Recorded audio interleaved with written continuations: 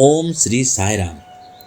26 अक्टूबर 1963 को भगवान श्री सत्य साईं बाबा के अमृत वाणी।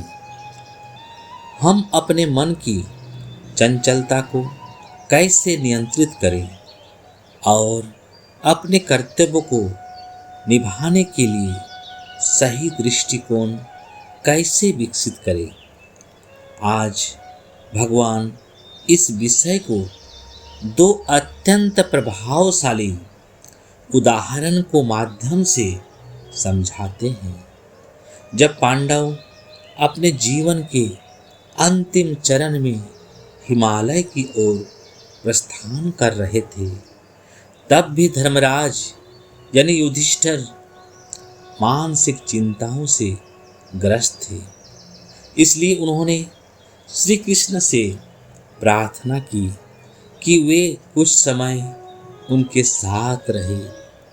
जब श्री कृष्ण उनके निवास से विदा होने लगे तो उन्होंने धर्मराज को एक छोटा संदेश यानी पर्ची दिया और कहा कि जब भी उन्हें सुख या दुख का अनुभव हो वे इसे स्वयं पढ़ लें। उस पर्ची पर लिखा था, यह भी नहीं रहेगा। यह मन की अशांति को शांत करने का एक सरल और प्रभावी उपाय है। दूसरा उदाहरण यह है कि संसार के जीवन को एक अनिवार्य कर्तव्य के रूप में स्वीकार करो। मान लो कि तुम अपने पिछले जन्म के कर्मों के कारण दंड स्वरूप जेल में हो। जेल का अधीक्षक तुम्हें अलग अलग कार्य सौंपता है, जैसे भोजन बनाना, पानी भरना, लकड़ी काटना आदि आदि। तुम्हें जो कार्य सौंपा गया है उसे अपनी पूरी क्षमता से करना चाहिए, बिना किसी फल या पुरस्कार की अपेक्षा के।